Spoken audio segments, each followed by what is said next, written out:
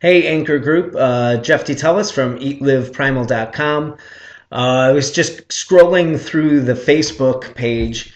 Wanted to congratulate you guys on your weight loss. I think about 124 pounds after two weigh-ins, which is absolutely huge. Puts you on average for, I figured it out and posted it, was over 700 pounds by the time the contest ends.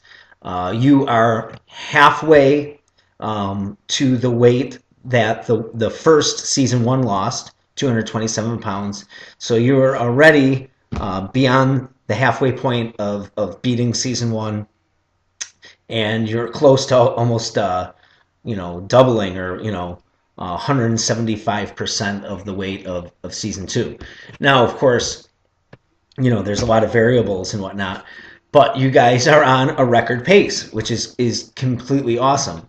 With that being said, I could not help but notice, just going through the Facebook page and stuff, it sounds like doom and gloom over there. It sounds like there's a lot of hope, despair, confusion.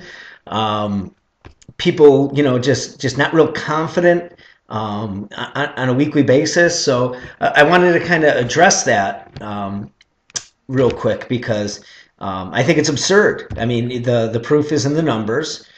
For you guys as a group, you're averaging what, if there's 30 people weighing in, and 3 times 4, that's 4 pounds. Everybody's averaging 2 pounds a week. The average weight that you're looking to lose, I mean, if you can lose 1 pound, you should be ecstatic. You really don't want to be, unless you have an excessive amount of weight to lose, to be consistently losing over 3 pounds in a week. You could very well be compromising your muscle, which you don't want to do. So anything, if you are moving in the right direction, I don't care if it's an ounce, a half an ounce, or a pound, or 3 pounds, you have to chalk that up to a victory. Now, we've all put weight on, and I guarantee you this, that it didn't happen over a successive period where every week you got a little heavier. Come Saturday morning, the scale went up, up, up, up, up, up, until you got to your aha weight where you realize that, hey, this isn't where I want to be, and I want to address this. Well, the same thing never happens on the way down either. I got news for you. If you go to start, a weight loss regimen, it's never just straight down where you lose, lose, lose, lose, lose, lose every week. It doesn't happen that way, at least not over a long period of time. Yeah, you can string weeks together where you lose, lose, lose, but then you're going to flatline. You might break even, or you might be up a little bit, or it's a roller coaster. It's a wave, but you want to look over the course of a longer period of time. So step back and make sure that you're trend lining down. That I can't emphasize how important that is, that it's never, a straight line down. Now, for the people that only lost a half a pound or a pound and are griping about it, you got to stop, because if you're not happy with losing a pound in a week, what is going to happen when the scale goes up a pound in a week? That's a 2 pound swing. That is going to be absolutely mentally catastrophic to you. And I'm going to be having to patrol the Peace Bridge to make sure you're not jumping off. And you can't have that attitude. It's absurd. You have to take the gains when you get them. And if you don't happen to get a loss one week, it very well might not be because you're doing something wrong. I know that my body weight throughout the day fluctuates 3-4 pounds depending on how much fluid I drank, and if I'm regular with bowel movements, and if I eat something a little higher in sodium and I'm retaining water. So you can't get so bent out of shape about 1 week's number. Look at the big picture. We're going 9 weeks here. We got to average it out. Now, if you know darn well that you are not doing the right things with your eating, all the less you can't gripe about it. If you didn't make the changes, you can't expect anything to change. Nothing changes if nothing changes. Easy enough. Now, another thing, weeks ago, at least 2 weeks ago, I put up a whole bunch of source material for you guys to dig into, because you absolutely have to start wrapping your heads around the concept of what your body does with food once you digest it. Because if you can understand that process, then you will have a better idea and make better choices and make better decisions in the foods that you eat. So some of the books that I put up there, if you have not been proactive and done your own due diligence and research and tried one of those books, at least minimum, picked one book or an audio book or found a podcast or have been, on a blog site from one of the authors of those books, you're going to be a little bit behind. You got to get yourself caught up on this material. So here we go. Dr. Atkins, Diet Revolution, great book. Now, this isn't completely primal paleo, but it is a low carb strategy based on sound science. You can get a lot of good information out of that book about insulin control and how hormones control your weight and not calories. So that's still a very, very good sound book. Primal Body, Primal Mind, Beyond the Paleo Diet for Total Health and Longer Life, Nora Gagaudis. Great, great book, packed with information. Cannot go wrong with that. We have the Paleo Diet Cookbook for anybody that needs food ideas. This is Lauren Cordain. Here we go. Paleo Diet Cookbook. Lauren Cordain's The Paleo Diet. Very, very easy, very simple read that's going to give you loads of information. Primal Blueprint Cookbook. Great pictures, easy recipes. This stuff, if I could do it, you could do it. Matter of fact, I have 3 crock pots going right now as we speak. If you do not have a crock pot, this is a great investment.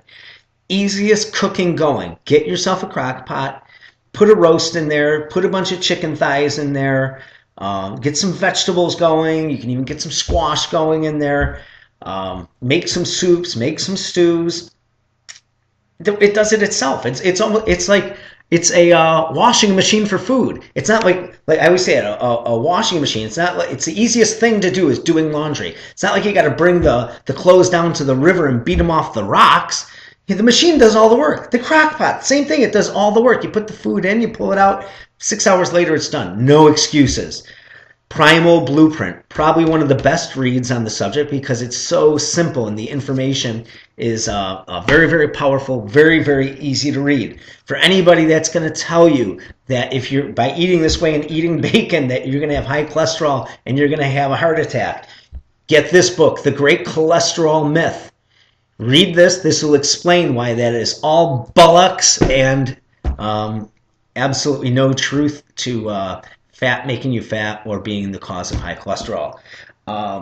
Another great book is Why We Get Fat and What to Do About It by Gary Taubes. This is an absolute must read.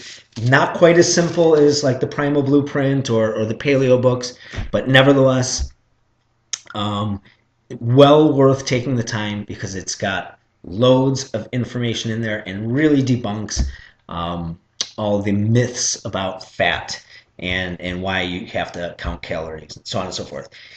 Gary Taubes also wrote Good Calories, Bad Calories. This is like the unabridged version of this. So this is a very difficult read, full of science, full of case studies, but well worth the time. If you're somebody that likes to read and you want to take your time, I've done the audio book of this. I have the physical book, but I've listened to the audiobook version of that 5 times because there's so much information in there you can't absorb it all at once.